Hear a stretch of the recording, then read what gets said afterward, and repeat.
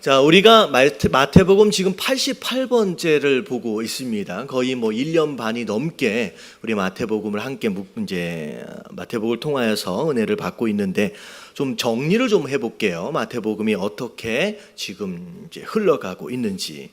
마태복음 1장서부터 이제 4장까지를 보면 어떤 내용이 나오느냐? 예수님의 족보에 대한 내용이 나옵니다. 족보에 대한 내용. 그리고 예수님이 어떻게 이 땅에 오셨는지, 탄생에 대한 내용. 그리고 사역을 시작하시기 전까지 어떤 준비들이 있었느냐라고 하는 거에 대한 내용이 1장서부터 이제 4장까지의 내용이 되어지겠습니다. 자, 그리고 나서 5장서부터 7장까지를 보면 예수님께서 사역을 시작하실 때 말씀을 전하시는 것으로부터 이제 시작을 하시죠. 근데 이게 첫 번째 설교인데 우리가 잘 알다시피 이걸 뭐라고 부르냐면 산상수훈이라고 이제 부르게 됩니다. 자, 그리고 나서 8장서부터 이제 9장까지의 내용이 뭐냐면 말씀을 마치시고 나서 예수님께서 다양한 기적과 이적들, 귀신을 쫓기도 하시고 병자들을 고치시기도 하시는 그런 일들을 이제 하시게 되죠. 이 장면은 어떻게 보면 말씀이 뭐가 되는 거예요? 능력이 되어져서 나타나는 것. 그게 이제 9장까지의 내용이라고 이제 생각하시면 되겠습니다. 자, 그리고 나서 10장에 와서 다시 예수님께서 말씀을 전하시는데 이게 두 번째 설교예요. 근데 첫 번째 산상수훈은 제자들과 더불어서 많은 무리들을 향하여 전하셨다라고 한다면, 설교하셨다라고 한다면, 이 두 번째 설교는 제자들을 전도하기 위해서 파송하시기 전에 보내심을 받은 자들이 어떻게 삶을 살아야 하느냐라고 하는 것에 대한 기준을 세우시는 바로 그런 설교가 되어집니다. 그래서 특별히 구별된 제자들을 위한 설교가 10장에 나오게 되죠.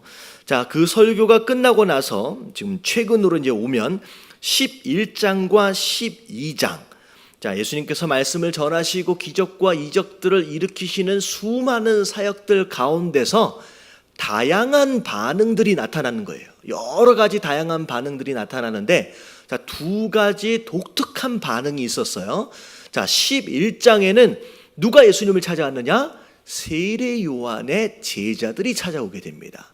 자, 제자들이 찾아와서 하는 얘기가 뭐냐면 우리가 기다려야 할 예수님이, 우리가 기다려왔던 예수님이 메시아가 당신이 맞습니까? 아니면 또 다른 누군가를 우리가 기다려야 합니까? 라고 묻는 거죠. 자, 이 사람들은 예수님을 믿고 싶은 마음이 있는데 잘 믿어져요? 안 믿어져요? 잘 안 믿어지는 거예요. 그러니까 예수님께서 이들을 위로하시고 또 격려해 주시면서 내가 누구냐라고 하는 거에 대해서 자상하게 설명해 주시는 대목이 바로 11장에 세례 요한이 보낸 제자들에게 하신 말씀이에요. 자, 그리고 나서 이제 최근에 12장으로 넘어와서는 자, 누가 나오느냐? 바리새인들이 등장을 합니다. 여러분, 이 바리새인들은 예수님을 처음부터 끝까지 대적한 사람이에요. 자, 처음부터 믿을 마음이 있어요, 없어요? 믿을 마음이 없는 거예요. 그냥 예수님에 대해서 제자들에서 시비 걸기 위해서 등장하고 예수님과 계속 다툼을 일으키는 그런 자들의 모습이에요. 자, 예수님께서 이 바리새인들을 향하여서 자, 뭘 말씀하고 계시느냐? 그들의 잘못된 가치관과 그들의 교만함에 대하여 책망하시고 그리고 심지어 경고하시는 내용이 바로 우리가 보고 있는 지금 이 12장에 대한 내용이라는 거죠. 자, 오늘 말씀은 이 12장의 마지막 말씀이에요. 예수님께서 바리새인들을 향하여 너희가 뭘 잘못했는지에 대해서 책망하시고 경고하시는 내용들을 쭉 이어가는데 그것의 마지막 결론 되어지는 말씀인데, 자, 갑자기 오늘 말씀에 누가 등장해요? 예수님의 가족들이 등장을 하게 됩니다. 자, 내용이 이래요. 예수님께서 사역을 열심히 하고 있는 현장에 누가 찾아왔느냐? 예수님의 어머니와 예수님의 동생들이 찾아옵니다. 너무나도 많은 인파가 모여있는 상황이어서 쉽게 가까이 접근할 수가 없었어요. 그래서 주변에 있는 사람들이 예수님을 찾아와서 이런 얘기를 하는 거예요. 예수님 어머니가 찾아왔어요. 예수님 동생들이 찾아왔는데 그래도 만나보셔야 하지 않겠습니까? 라고 이제 말을 건넨 거죠. 자, 그랬을 때 예수님이 정말로 예상치 못한 반응을 하십니다. 뭐라고 말씀하시냐면 누가 내 어머니고 누가 내 동생이냐. 자, 그리고 뭐라고 말씀하세요? 함께 하고 있는 제자들을 가르치시면서 자, 아버지의 뜻대로 하는 자가 내 어머니고 내 동생들이다 라고 말씀을 하시는 게 바로 오늘 말씀의 주제다, 전체적인 스토리다라는 거죠. 자, 오늘 말씀은 사실 그냥 가족에 대한 내용을 얘기하시는 게 아니에요. 가족에 대한 내용이 아니라 지금까지 12장에 쭉 해오셨던 바리새인들을 향한 책망과 경고를 이어가시면서 마지막 결론을 말씀하시는 거예요. 결론을. 자, 그래서 오늘 말씀에 대한 내용을 잘 알려면 예수님의 가족들이 어떤 상태에 있었느냐라고 하는 걸 우리가 먼저 알 필요가 있습니다. 자, 예수님의 가족들, 어머니와 동생들이 예수님이 그리스도다라고 하는 거, 구원자다라고 하는 것을 믿었을까요? 안 믿었을까요? 안 믿었어요. 안 믿었다라고 하는 게 맞는 얘기인지 못 믿었다라고 하는 게 맞는 것인지 안 믿었어요. 못 믿었어요. 자, 그 내용이 요한복음 7장 5절에 나오는데 자, 같이 한번 읽어볼게요. 다 같이 시작.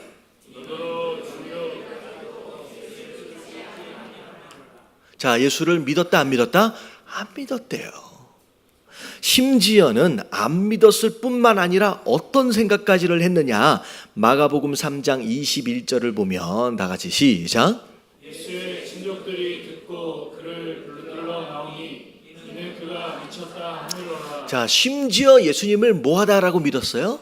미쳤다, 제정신이 아니다라고까지 생각했어요. 그래서 붙들려 나왔다라고 하는 것을 원어로 보면 강제로 붙잡아서 체포하려고 했다는 거죠. 더 이상 이런 짓 하지 못하도록 하기 위해서 붙들려 나왔다는 거죠. 어떻게 보면 바리새인들과는 조금 차이가 있을 수 있지만 거의 비슷하게 예수님의 가족들이 심지어 어머니까지도 예수님을 믿지 못하고 예수님의 사역을 방해하는 그런 입장에 있었다라고 하는 것이죠. 그래서 오늘 말씀을 통하여서 하나님께서 주시는 이제 의미가 뭐냐면 믿음이 뭐냐라고 하는 것과 하나님께 속한 자가 어떻게 이 땅을 살아가야 하느냐라고 하는 거에 대한 기준을 오늘 말씀을 통하여 이제 우리에게 이제 들려주시는 거예요. 그래서 첫 번째 주시는 메시지가 뭐냐? 자, 다 같이 한번 읽어볼게요. 다 같이 시작. 익숙함을 신앙으로 착각하지 말자. 여러분, 익숙하다라고 하는 것을 여러분 신앙이라고 착각하지 말아야 합니다. 자, 지금 계속 예수님에게 혼나고 있는 이 바리새인들의 모습을 보세요. 여러분, 바리새인은 뭐에 익숙한 사람이에요? 여러분, 말씀에 익숙한 사람이에요. 여러분, 율법에 익숙한 사람이고요. 예배에 익숙한 사람이고요. 기도에 익숙한 사람이에요. 그들은 신앙 자체를 어떻게 보면 익숙해 있는 그 모든 것들로 인하여 스스로 생각할 때에 나는 신앙생활을 잘하고 있다고 했어요? 못하고 있다고 생각했어요? 잘하고 있다고 생각해요. 여러분, 그들은 이 모든 것들에 대하여 익숙해 있는 상황이었어요. 여러분, 예수님의 가족도 마찬가지예요. 여러분, 예수님 인간, 어떻게 보면 예수님 그분에 대해서 가장 가까운 곳에서 가장 오랫동안 함께 살아온 자들이 누구였을 것 같아요? 예수님의 어머니였고 예수님의 동생들이었습니다. 수십 년 동안 함께 자라오기도 하고 심지어 함께 키워보기도 함께 성장했던 그 모든 것, 어떻게 보면 예수님에 대해서 가장 익숙한 사람이다라고 생각할 수 있을 거라는 거죠. 근데 예수님 오늘 뭐라고 말씀하시냐? 너희가 나와 함께 같이 있었다고 해서 나에 대해서 익숙해졌다라고 해서 나를 안다고 생각하지 마라라는 거죠. 예수님의 가족들이 예수님을 미쳤다라고 생각하는 건 결국 예수님을 아직 알지 못하고 있었다라고 하는 것입니다. 여러분, 우리가 신앙생활 할 때 간혹 자주 빠지게 되는 함정들 가운데 하나가 뭐냐면 이 익숙함이에요. 오랫동안 교회를 다니다 보니 뭐 모태신앙일 수도 있고 10년씩 20년씩 교회를 다니다 보니 모든 것이 익숙해져 있는 거예요. 그래서 주일날 아침에 눈을 뜨면 당연히 어디를 가는 게 맞아요? 교회를 가는 것이 당연한 것이다 라고 이미 익숙해져 있는 상태. 예배에 참여를 했는데, 예배를 참여하는데 이 예배 자체가 너무 익숙해 있는 거예요. 그래서 더 이상 이 예배 안에서 은혜가 있어요, 없어요? 점점 은혜가 메말라져 가고 있는 그런 상태. 그게 너무 위험한 것이라는 거죠. 10년씩 20년씩 말씀을 읽고 듣다 보니 설교를 이미 듣기 전에도 본문 말씀만 딱 읽어보면 뭐에 대해서 설교할지가 감이 와요, 안 와요? 질문을 한 거예요, 지금. 감이 와요, 안 와요? 와요. 오랫동안 신앙생활을 하다 보니까. 그러니까 이것에 대해서 이야기하실라나 보다라고 이미 머릿속에서 본인이 설교를 이미 다 정리를 해버렸어. 심지어 우리 교회 같은 경우는 본문이 여기 다 나와 있어요. 눈 안 떠도 다 아는 거예요. 그러다 보니 더 이상 설교를 듣고 더 이상 말씀을 읽어도 새로운 깨달음이 있어요, 없어요? 점점점 사라져가고 무뎌져 가는 거예요. 여러분, 이게 익숙하면, 여러분 찬양할 때 정말로 무서운 게 뭐냐면 한 5년 정도 신앙생활을 하다 보면 불렀던 찬양들을 계속 반복해서 부르면 이게 외우게 돼요. 그러면 기계적으로 찬양을 하는 모습으로 바뀌어질 가능성이 높습니다. 찬송가를 불렀는데 1절서부터 4절까지를 다 불렀어요. 그랬는데 눈 감아도 가사가 뻔히 아는 거예요. 근데 내가 이 찬양을 끝냈음에도 불구하고 내가 뭐에 대해서 찬양했는지가 잘 모를 정도로 그냥 기계적으로 하나님 앞에 입만 뻥긋뻥긋 거리는 그런 모습으로 변질되어져 버릴 수 있다라고 하는 거죠. 그래서 우리가 신앙생활함에 있어서 경계해야 하고 조심해야 될 게 뭐냐면 익숙하다라고 하는 것을 여러분 조심하시길 주님의 이름으로 축원합니다. 그리고 이게 익숙한 것 자체가 마치 내가 믿음이 좋은 것처럼 착각하는 상황들이 벌어질 수 있다는 거죠. 이걸 굉장히 우리가 경계할 필요가 있어요. 그래서 하나님께서는 종종 이 익숙함의 함정에 빠지지 않도록 하기 위해서 하나님 백성들을 어디로 끌고 나가세요? 익숙하지 않은 광야로 끌고 나가시네요. 예를 들어 아브라함 같은 경우에 이미 주변이 익숙해져 있는 갈대아 우르 하란 땅, 더 이상 새로운 것을 기대하지 못하는 거예요. 하나님을 향한 믿음 온전히 세워가기 어려운 거죠. 그래서 하나님께서 어떻게 하시냐, 그 아브라함을 그가 한 번도 경험해 보지 못하는 광야 가운데로 끌고 나가시는 거예요. 그래서 히브리서 11장 8절 뒤에 보면 아브라함이 길을 떠날 때 어떻게 하고 떠났대요? 갈 바를 알지 못하고 있는 상황 가운데 나아갔다. 새로운 장소, 익숙하지 못한 장소를 향하여 나아갔다라고 얘기하는 거예요. 성경에 보면 아브라함도 그랬고요. 이스라엘 백성도 40년 동안 어디에서 훈련을 받았어요? 광야에서. 요셉도 마치 광야 같은 곳에서 익숙하지 못한 환경 가운데 일부러 하나님께서 끌고 가시는 거예요. 왜냐하면 이 익숙함이 우리의 신앙을 온전히 세워감에 있어서 방해가 되어질 수 있기 때문이다라고 하는 거예요.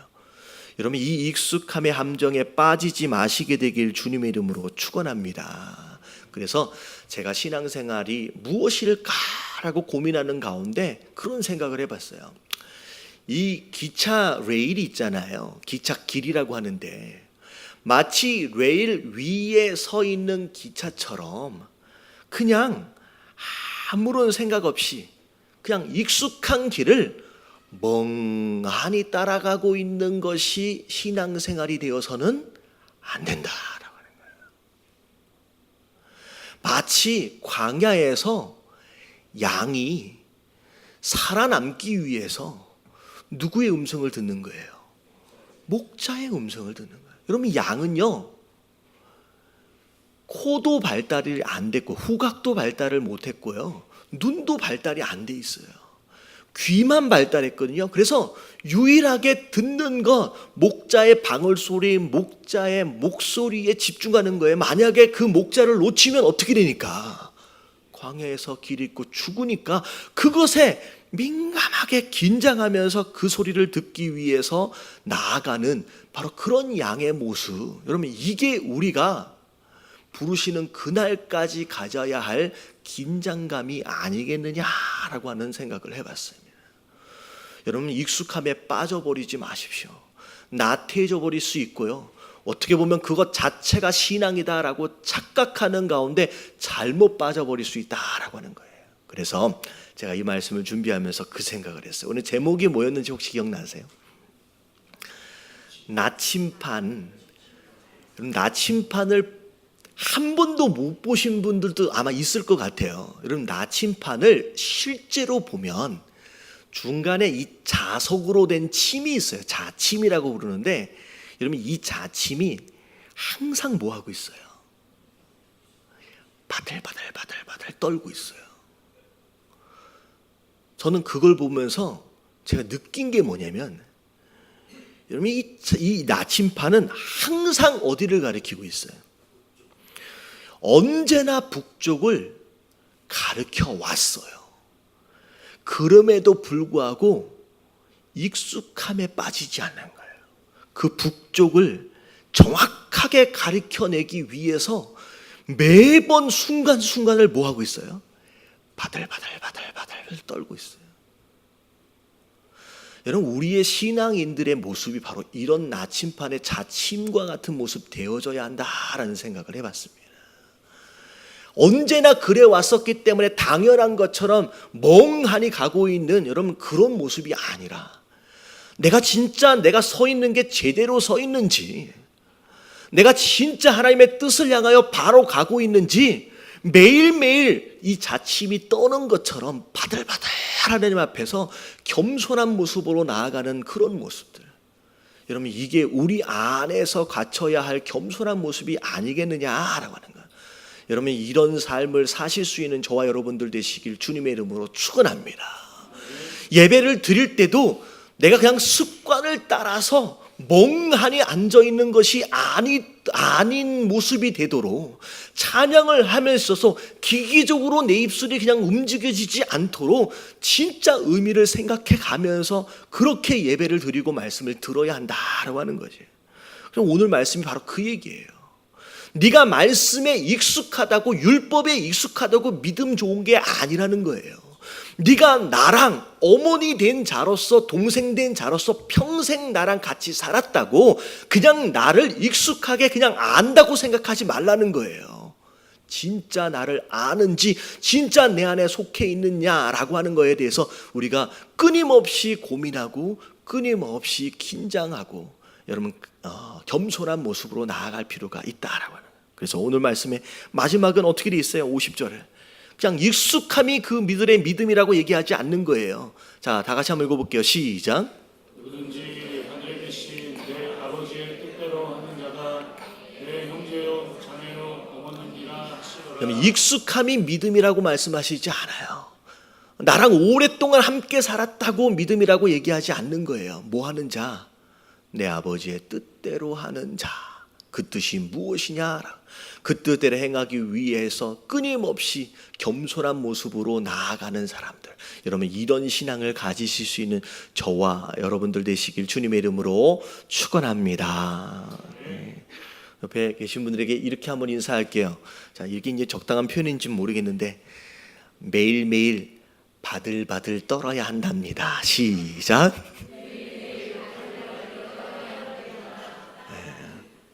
여러분, 어떤 물건을 보고 어떤 경험을 하든지 여러분 신앙적으로 한번 생각해 보시면 좋을 것 같아요. 다음에 나침판을 한번 보면 유심히 한번 보세요. 바들바들 떨면서 그 북쪽을 가리키기 위해서 한치의 오차를 허락하지 않는 가운데 긴장하는 그 바늘의 모습을 우리가 닮아가야 한다라고 하는 거 여러분 깨달아지시길 주님의 이름으로 축원합니다. 자, 두 번째는 자, 다 같이 한번 읽어볼게요. 시작. 이 시간하면 가족도 함께 함께할 수 없다. 자, 아무리 가족이다라고 할지라도 뭐가 다르면, 뜻이 다르면요, 함께 할 수 없다는 거예요. 여러분, 마태복음을 보면 이 마태가 복음서를 써 내려가면서 뭘 가장 중요하게 생각하는지를 들여다볼 필요가 있어요. 자, 아까 아침에 제가 말씀드렸잖아요. 5장부터 7장까지는 산상수훈에 대한 내용이 나오는데, 여러분, 산상수훈 여러 설교들이 쭉 진행되어지는 가운데 산상수훈의 결론이 무엇이었을 것 같아요? 자, 복으로 시작은 됐어요. 산상수훈의 결론이 뭐였을 것 같아요? 여러분, 산상수훈의 결론은 7장 21절에 나와요. 자, 다 같이 한번 읽어볼게요. 산상수훈의 결론 다 같이 시작. 나더러 주여 주여 한자마다 다 천국에 들어갈 것이 아니요 다만 하늘에 계신 내 아버지의 뜻대로 행하는 자라야 들어가리라. 자, 마태가 이야기하고 있는 산상수훈의 결론은 무엇이냐면 내 아버지의 뜻대로 뭐하는 자? 행하는 자. 그래서 마지막 부분에 보면 반석 위에 세워진 집을 이야기하면서 끝나거든요. 자, 24절에 보면 어떻게 끝나요? 다 같이 시작. 그러므로 누구든지 내 말을 듣고 행하는 자는 자, 이렇게 끝나요. 이렇게. 그게 바로 반석 위에 집을 지은 지혜로운 사람이에요. 그래서 마태가 마태복음 전반에 있어서 강조하고 있는 두 가지 포인트가 있는데, 첫 번째는 뭐냐면 하나님의 뜻이에요. 무엇이 하나님의 뜻인지 방향을 정확하게 잡으라는 거예요. 네가 원하는 대로 네 취향을 따라서 네가 좋아하는 대로가 아니라는 거예요. 하나님의 뜻이 어디에 있느냐라고 하는 이 방향성에 대한 문제를 첫 번째 강조하고, 중요한 건 방향을 잡았다라고 한다면 그 다음에 뭐하라? 실제적인 열매를 맺으라는 거예요. 그게 바로 순종. 그래서 마태가 가장 강조하고 있는 이 산상수훈의 결론도 하나님의 뜻과 순종이에요. 자, 오늘 말씀도 마찬가지예요. 바리새인들을 향한 책망과 경고, 이것의 맨 마지막 말씀이 무엇이었느냐? 자, 50절 말씀이었잖아요. 그럼 무슨 뜻이 뭐예요? 이 책망과 경고의 결론은 뭐냐면 내 아버지의 뜻대로 하는 자, 하나님의 뜻이에요. 그 뜻을 따라서 순종하는 것, 이게 마태가 이야기하고 있는 복음서 안에서의 가장 중요한 포인트라는 거죠. 여러분, 누군가와 동행한다라고 한다면, 예수님과 동행한다라고 한다면, 이런 방향이 다르면 동행이 가능해요? 불가능해요? 불가능하다는 거예요. 방향을 맞추라는 거예요. 지금 예수님이 어디를 향하여 나아가고 있는지에 대한 방향성을 먼저 잡아낼 줄 알아야 된다라는 거죠. 그래서 자, 로마서 12장 2절 말씀에 보면, 자, 다 같이 한번 읽어봅니다. 시작.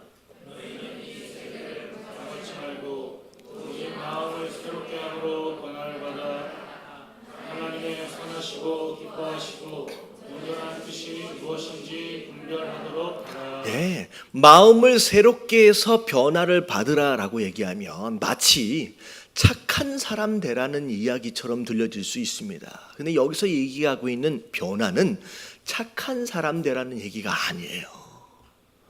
누구의 뜻에 합당한 사람? 하나님의 뜻, 하나님의 선하시고 기뻐하시고, 사람들이 기뻐하는 게 아니에요. 내가 기뻐하는 게 아니야. 누가 기뻐하시는 거예요? 하나님이 기뻐하시고, 그 하나님 안에서의 온전한 뜻이 무엇인지에 대해서 먼저 분별할 줄 알아라 라고 하는 것이 하나님 백성된 자들의 첫 번째 변화다라는 거죠. 아무렇게나 변화라는 얘기가 아니라는 거예요. 여러분, 고린도전서 1장 10절에 보면 교회가 어떻게 해야 건강하게 세워져 갈지에 대해서 말씀하고 계시는데, 자, 같이 한번 읽어볼게요. 시작. 형제들아, 내가 우리 주 예수 그리스도의 이름으로 너희를 권하노니 너희가 같은 말을 하고 너희 가운데 분쟁이 없음 같은 마음과 같은 뜻으로 여전히 합하라. 예, 같은 말, 같은 마음, 같은 뜻이라고 하는 것은, 여러분 생각해 보세요. 사람이 뜻을 하나로 모을 수가 있어요, 없어요? 여러분, 굉장히 어렵습니다. 제각각 다른 환경, 다른 상황, 다른 조건들 생각하는 게 다 달라요. 심지어 누구와도 마음 맞추기가 쉽지 않으냐. 평생 함께 살아왔던 짝꿍하고도 마음 맞추기가 쉽지가 않아요. 여러분, 교회 안에서 한 가지 말, 같은 마음, 같은 뜻이 어떻게 가능하겠어요? 여러분, 사람의 마음, 사람의 뜻을 같이 모으란 얘기가 아니에요. 누구의 뜻을 향하여 가까이 나아가는 거예요. 하나님의 뜻을 향하여 가까이 나아갈 때, 여러분, 그때 온전히 합해지는 일들이 있어질 수 있다라고 하는 것이죠. 여러분, 오늘 말씀의 극단적인 예가 이거예요. 심지어 내 어머니다라고 할지라도, 내 동생들이다라고 할지라도 인정 때문에 그 무엇인가로 인하여서, 인격적인 그런 것으로 인하여서 에이, 뜻이 좀 달라도 그래도 같이 있어줄 수 있어 라고 예수님께서 양보하실 수가 있다는 거예요, 없다는 거예요? 없다는 거예요. 내 어머니라고 할지라도, 내 동생이라고 할지라도 나와 뜻을 같이 할 수 없다라고 한다면 함께 할 수 있다, 없다? 없다라고 과감하게 말씀하고 계시는 겁니다. 여러분, 신앙생활 안에서 가장 중요한 게 뭐냐라고 하는 거, 여러분, 방향을 같이 하는 것이다 라고 하는 거, 여러분, 그 뜻을 구하는 것을 먼저 하실 수 있는 저와 여러분들 되시길 주님의 이름으로 축원합니다. 그 두 번째, 오늘 사실은 이 바리새인들에 대한 경고와 이 책망은 이렇게 정리가 되는 거예요. 이렇게 내 가족이라고 할지라도, 내 동생이라고 할지라도 뜻을 함께 할 수 없다라고 한다면 아버지 안에 속한 자예요, 속하지 못한 자예요? 아직 속하지 못한 자다라고 과감하게 하나님께서 그 경계를 딱 구분하시는 장면, 내용이 바로 오늘 말씀의 결론이다라는 것이죠. 자, 그리고 마지막 세 번째가 우리가 알고 있는 일반적인 내용일 겁니다. 같이 한번 읽어볼게요. 다 같이 3번 시작. 영원히 함께할 진짜 가족을 위해 해야 할 일이 있다. 자, 오늘 말씀의 가장 기본적인 의미일 겁니다. 예수님께서 영적인 가정에 대한, 가족에 대한 새로운 개념을 오늘 말씀하시는 거예요. 여러분, 영적인 가족이라고 하는 개념은요, 예수님이 이 말씀을 하시기 전까지만 해도 없던 개념이었습니다. 구약에서만 해도요, 여러분, 이스라엘 민족이라고 하는 개념을 가지고 구약의 내용들이 쭉 끌려왔거든요. 근데 신약에 들어와서 예수님께서 처음으로 이 영적인 가족이라고 하는 개념을 말씀하고 계시는 거예요. 여러분, 육적인 가족이 있고요, 생물학적으로 함께 이제 가족을 이제 만들어지죠. 자, 그리고 영적인 가족이 있다라는 거죠. 그냥 오늘 말씀의 가장 중요한 내용일 수 있는 게 뭐냐면, 자, 영적인 가정이 얼마나 중요하냐라고 하는 거예요. 자, 이 땅에서 함께하고 있는 육적인 가족도 중요할 수 있지만, 여러분, 이 땅에서 함께하고 있는 이 가족은 아무리 오래 함께해도 한 몇 년 정도 함께할 수 있을 것 같아요. 한 30살 정도의 결혼을 해서 한 100살까지 산다고 하면 몇 년 함께하는 거예요? 70년이에요. 이게 낮이 되니까 산수가 잘 안 되죠. 70년을 같이 하는 거예요. 근데 여러분, 영적인 가족은요, 몇 년 동안 함께하는 거예요? 영원히 함께하는 거예요. 여러분, 이 영적인 가족이 얼마나 중요하냐라고 하는 거예요. 여러분, 기도 제목입니다. 우리 예담교회가 이제 조금씩 세워져 감에 있어서 예배도 아름답게 잘 드려지고, 사실 숙제 중에 하나가 뭐냐면 우리의 교회 안에 진짜 셀과 구역들이 어떻게 되어져야 돼요? 영적인 가족화 되어져야 돼요. 여러분, 이게 그냥 한 달, 두 달 안에 그냥 갑자기 만들어지는 건 아닙니다. 우리 교회가 이제 하나씩 진짜 우리 안에 관계들이 하나씩 세워지고, 그 안에서 진짜 가족처럼, 진짜 가족이죠. 서로의 마음을 열고 함께 나누고 함께 사랑하고 하는 이런 그런 가족으로 여러분 우리 예담교회 공동체가 세워져 갈 수 있도록을 위해서 기도해 주시길 주님의 이름으로 축원합니다. 그래서 우리 안에서는요 끈끈한 이 가족 공동체로 인하여서요 누구 한 사람 외로워지거나 소외되어지거나 그렇게 되어지는 사람이 없도록 해야 된다라고 하는 거, 여러분 그걸 위해서 우리가 기도해야 된다라고 하는 거죠. 그래서 사실 영적인 가족의 소중함에 대해서 이제 말씀을 하시는 건데 중요한 게 뭐냐면 우리 안에 먼저 허락하신 육적인 가족이 있어요. 여러분 이 육적인 가족이 육적인 가족으로 남아져 버리면 돼요, 안 돼요? 그냥 안 된다는 거예요. 여러분 육적인 가족을 영원히 함께 해야 할 영적인 가족으로 끌고 가야 하는 것이 우리의 숙제인 줄로 믿습니다.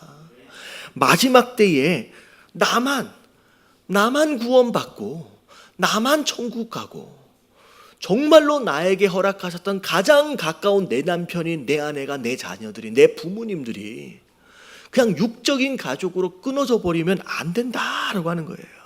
그래서 요한계시록에 보면 이런 내용이 있어요. 요한계시록에 보면 7장에도 나오고 21장에도 나오는데 어떤 내용이 나오냐면 예수님께서 구원받은 하나님의 백성들 자녀들의 눈물을 닦아주시는 장면이 나옵니다. 저는 그 말씀을 묵상하면서 왜 굳이 눈물을 닦아주셨을까? 여러 가지 의미가 좀 있을 수 있을 것 같아요. 아마도 여태껏 살아온 과정이 고달팠을 것 같아요. 믿음을 지키기 위해 수고했을 것 같아요. 그러고 나서 예수님을 딱 만나니까 뭐가 나와요? 그냥 눈물이 활칵 쏟아져 나오는 거예요. 그래서 눈물을 닦아주시고 위로해 주시는. 근데 마지막 때 구원을 받을 때 우리 안에 어떻게 보면 원하지 않는 가운데 흘릴 수밖에 없는 그런 종류의 눈물도 있겠다라는 마음이 드는 거예요. 어떤 눈물이에요? 나는 구원받아서 천국 가는데 내가 사랑했던 내 가족들은 지금 어딜 가요? 지금 지옥 가는 모습을 보면 마음이 편하겠느냐는 거예요. 너무 마음이 아플 것 같아요.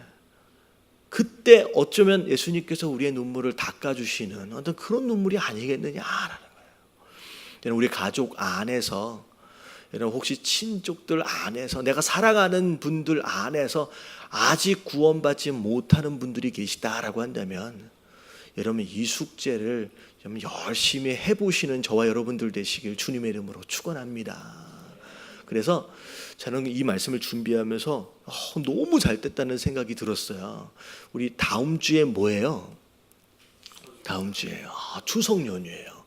여러분 이 추석 연휴가 평생 이렇게 길게 쉬어본 적이 없을 것 같아요. 며칠을 쉬어요?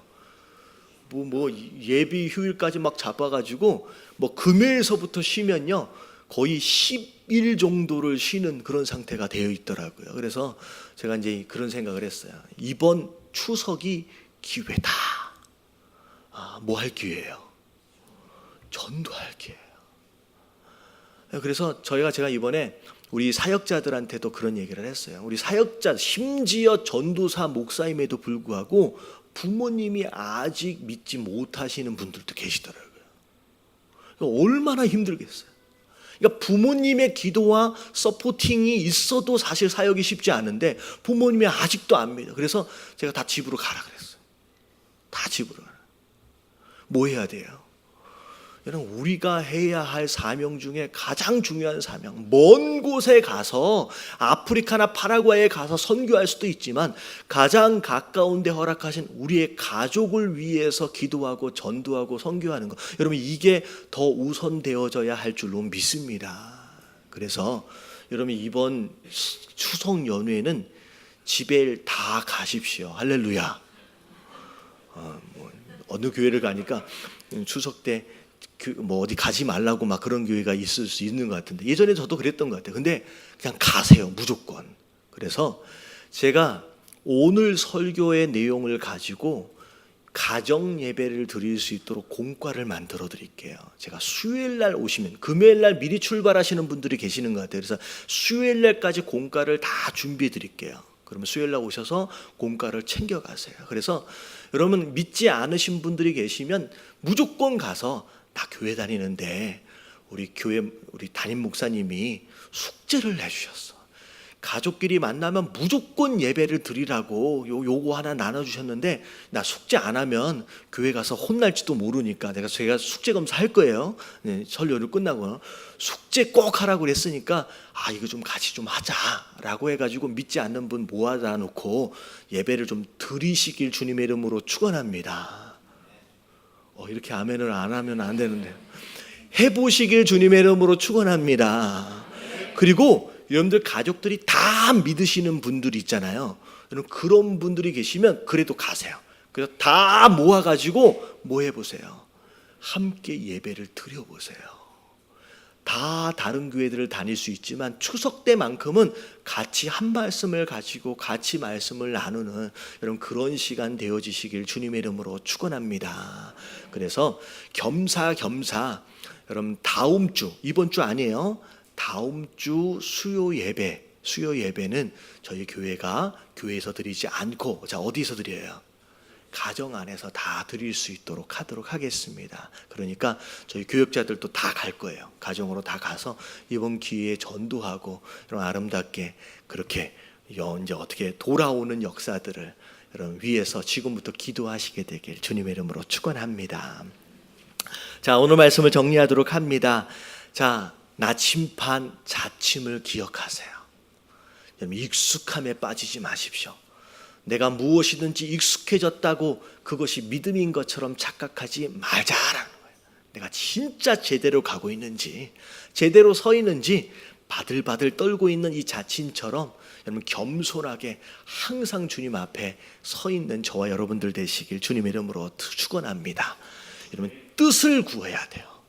여러분 정말로 방향이 다르면요 가족도 함께 할 수 없다는 거예요. 그래서 심지어 예수님께서 살아계실 동안에는 예수님의 어머니와 제자들이 예수님의 어머니와 동생들이 예수님과 함께 할 수 없었습니다.